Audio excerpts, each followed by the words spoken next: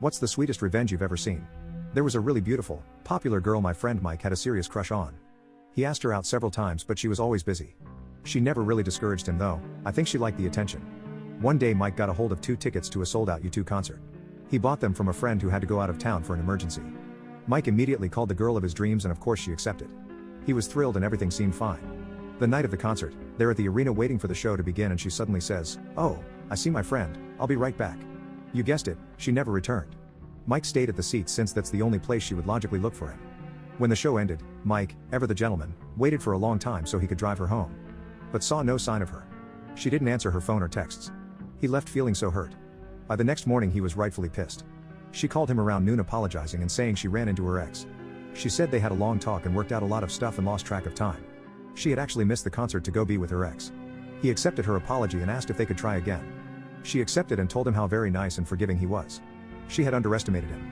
The next Saturday evening, he took her to a very expensive seafood restaurant about an hour up the coast. He was polite and chatty the whole way up there. He made the reservation in her name. They were seated, ordered a Your ex could never afford a car like this. I bet this brokey drove some tin pot. Wow, is that your new car, babe? Yeah, you're not wrong about my ex. His car literally looked like a spaceship and made it so hard to get into. Haha, what a loser. I'm gonna use Plug AI to reassure her she won't have anyone like her ex ever again. I'll never let you be with a poor man again. I know, baby. But tell me about your ex's car. It must have been so dirty as well. To be honest, he would always get angry at the smallest dirt in the car. Like one time driving this Leaf fell on the windscreen and he got so angry. He says he doesn't want the car losing any value, but I don't know. Losing value? Pfft, one of my doors cost more than his whole car. Oh yeah, I forgot about the doors. They were so weird. They opened upwards instead of sidewards. It was so embarrassing when everyone would look. Upwards? Yes, upwards. Why? Must have just been broken because he can't afford to fix them. I wouldn't be surprised. It sounded broken as well. Sounded broken? What do you mean? It always made these loud bangs and roared so loud. It's like it was about to explode, and he had like 12 exhausts. Like who the hell needs that many exhausts? Oh yeah, really strange, babe. Do you remember the name of his car by any chance? Not really. I mean, all I remember is that the logo was the shape of an oval. An oval? Oh, it must have just been a really crappy Ford then. No, not a Ford. It began with a P. Does this remind you of anything? Peg? Peg! Yes, it was a pig, honey. Your ex had a Pagani? He had 3. What's the most bone-chilling sentence a loved one has said to you? I might be married to you, but my fursona is not, and she is free to mate with whoever she wants. This all happened about a month ago. As with all cheaters, my wife messed up. She left her second phone home when she left for work, and it rang while I was home. I heard her phone go off and I assumed she had just left it. We were supposed to meet up for lunch later, but when I picked up her phone I saw a number I didn't recognize. The text on there said it all. It read, "I can't wait to see you tonight." But it was the second sentence that was the most disturbing. Tail starts wagging, I can't wait to nuzzle up to you. I've only ever seen someone text like that in furry memes. I stopped before I went any further to think things through. I know that maybe it could have just been a friend making a joke, and this could just be a work phone, but my gut told me otherwise. I've been thinking about her actions recently, and looking back, she had been acting really strange. She's been working long hours, been on 2 girls' trips in 2 weeks, and she was constantly being called into work randomly on her days off. I decided that I had to see this through, and after a few tries I was able to unlock her second phone. I began scrolling through the messages, and it was worse than I could have ever imagined.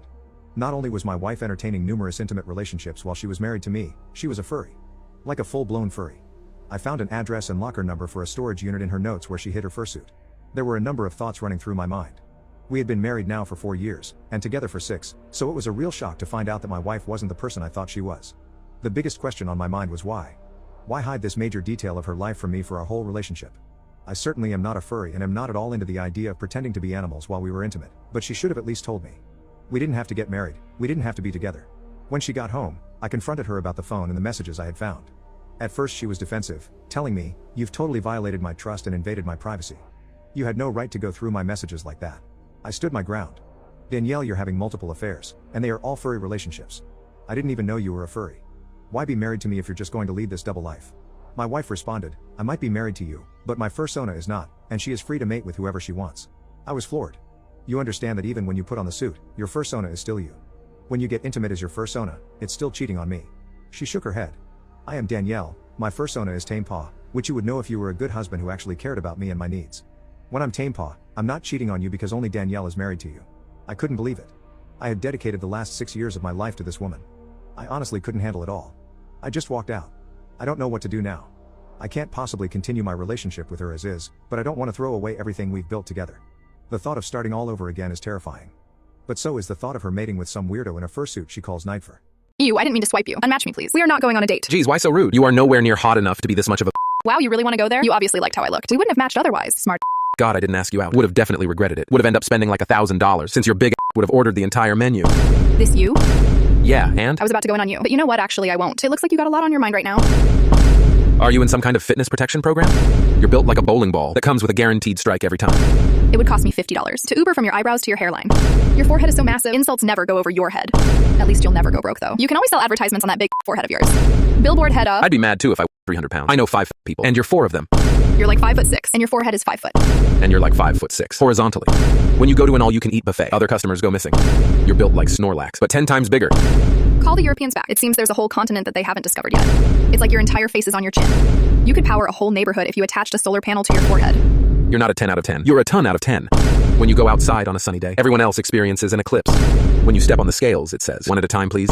You've got more chins than a Chinese phone book. Even Dora can't explore all of them. I think I'm in love with you. Holy shit. Can't believe this actually worked. Plug AI, give me something? You two are perfect for each other, dog. I got you here. Say this. Let's go on an adventure then. Oh yeah? How about you come explore all of me? I changed my mind about going on a date. Pick me up at 7. What about at 8? Getting a haircut before. Also, we'll need to rent a boat. So where in the ocean should I get you from? Where does your barber cut your hair from? The top of the Eiffel Tower? Okay, but in all seriousness, do you want to go to the movies tonight? Yeah, sure. But which cinema? Which one has the best screen? Well, sir, that would be yours. What? Your forehead. My mom gave birth to me when she was 17. Yeah, I know how that sounds. From what I've heard, she used to sleep around so much in high school that she doesn't even know who my father is. But she eventually found out, and I can't believe this well-known former YouTuber is my father. As a woman in her teens, she was definitely not willing to raise a child. But my grandparents didn't allow her to get an abortion. As a result, she was forced to take care of me. She was the opposite of a good mother. If I was crying, she would put on loud music and pretend that didn't exist. There were nights when I had to go to bed hungry because she refused to breastfeed me and I wouldn't eat anything else. Thankfully, my grandparents noticed this and took me under their care. My mother was happy to stay away from me and went back to her type of lifestyle. She moved out into a dorm to prepare for college. My grandmother took proper care of me at home and my grandfather would take me to the park often. He had a surgery done on his hip, so he wasn't able to move that much, but always made sure to play with me. I consider them my real parents and will always be grateful to them.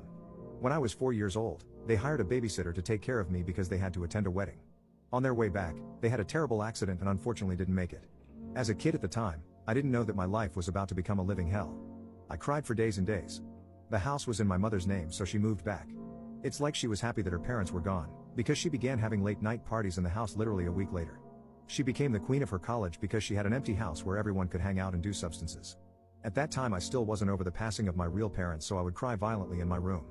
Sometimes my cries would reach downstairs and I guess her friends asked about it because she would barge into my room with anger on her face and put tape over my mouth. Then she would proudly say, "If you keep crying, I'll throw you out the window." So I would cover my mouth with my hands and cry with a muffled voice. I remember having to beg her for food because she would always be hungover. After a few months of this kept repeating, she became fed up with me and took me to another state. I was excited because I thought we were finally going to spend time as a family. Guess what she did? She left me on the front door of an orphanage and drove off. Little did she know that would be the start of her downfall.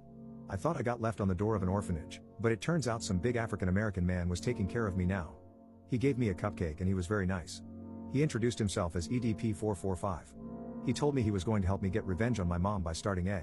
What were the facts you learned in school that are no longer true? 1. You're not going to have a calculator everywhere you go. 2. The Great Wall of China is the only man-made structure visible from space. 3. When I was a kid we were taught that penguins' feet didn't freeze because of their circulation.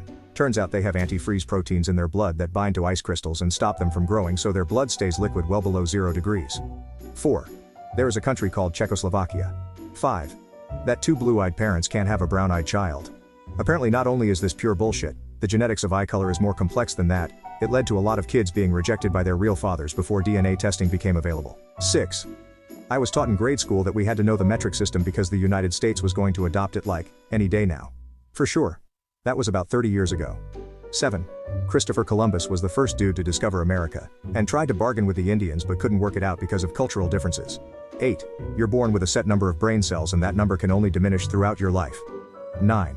I don't know how much common is it, but if the Earth were 1 centimeter closer to the sun, we would be burned. 1 centimeter further from the sun we would be frozen.